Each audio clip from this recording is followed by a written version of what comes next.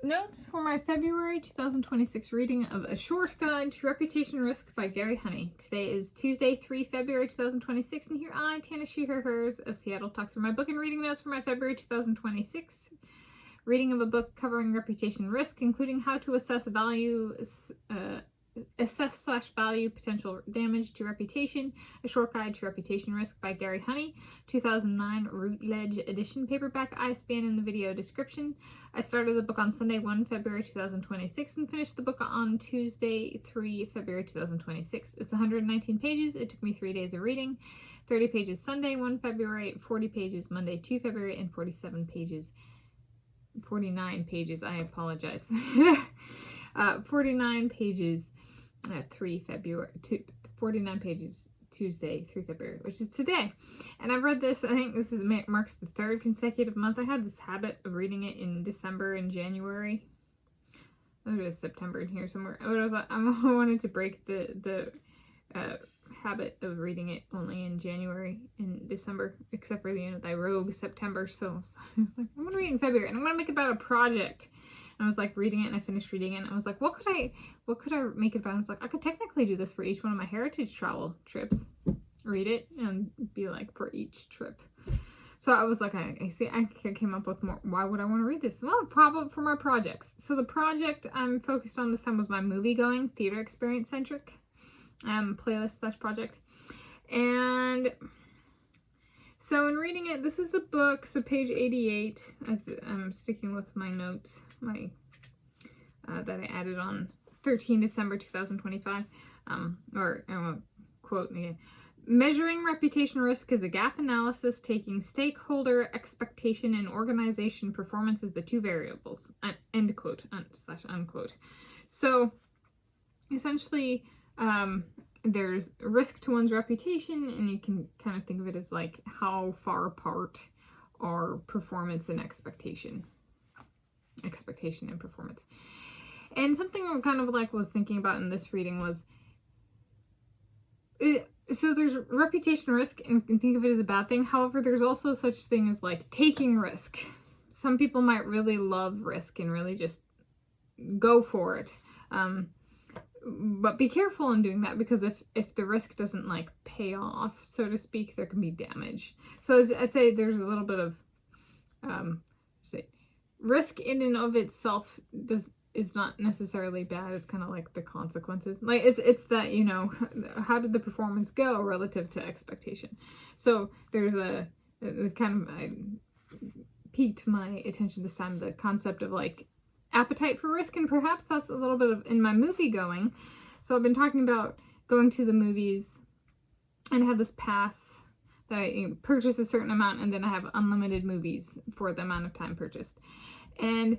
But I like, what if I want to go at a time of day where, or for whatever reason, and like I just want water or maybe no food or beverage, and there's a grocery store, and there's other grocery stores along the way as well to the movie theater, or not far from the theater.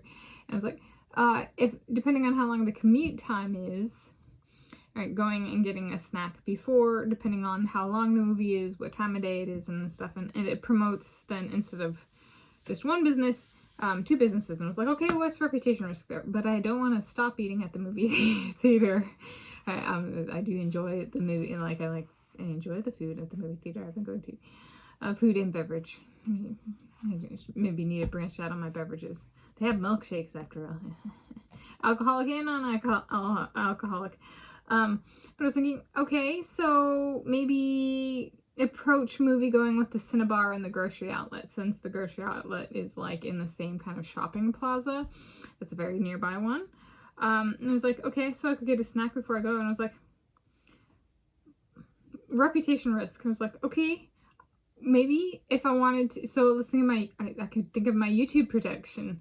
I like to have, I've kind of settled a little bit on like a 3 videos per movie going experience. And if I'm not eating in the theater, then I don't have food to show. And I was like, well, there's that I could video myself eating the food item before I go to the movie theater.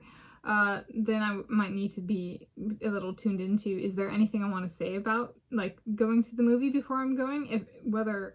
If so, then it might not be a silent eating ASMR video. right? Or do I want to make it a silent eating ASMR video?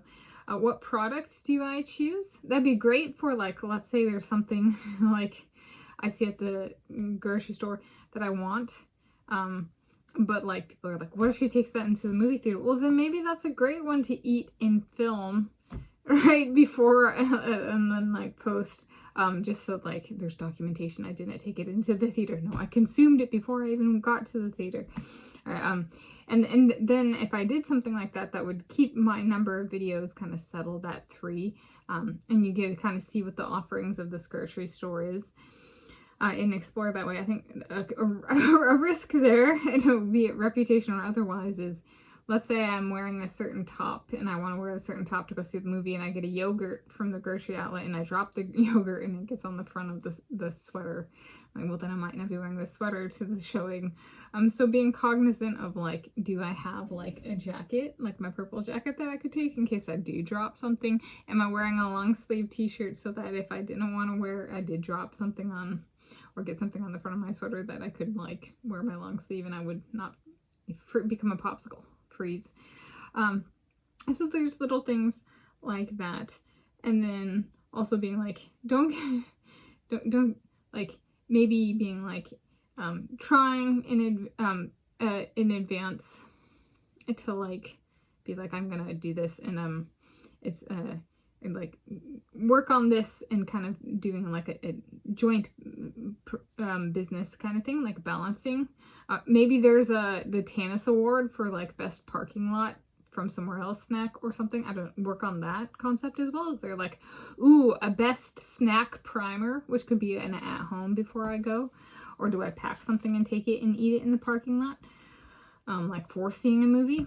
But then also being like, but it could also have a good impact if I ate something and it threw my system out of whack, and I was like, I ate something at the grocery outlet, so I want to eat in the movie theater, or not so I want to eat, but so I had like a last snack, and then I'm like, that made my system feel a little wonky. Now I got to eat a burger to feel better.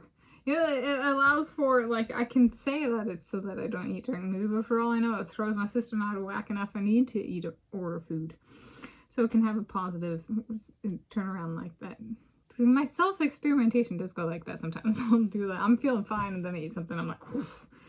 And so I'm like, okay, I gotta eat more. So that kind of stuff does happen. And there we go. There's my notes for my February 2026 reading of A Short Guide to Reputation Risk by Garry Honey. Thank you for joining me.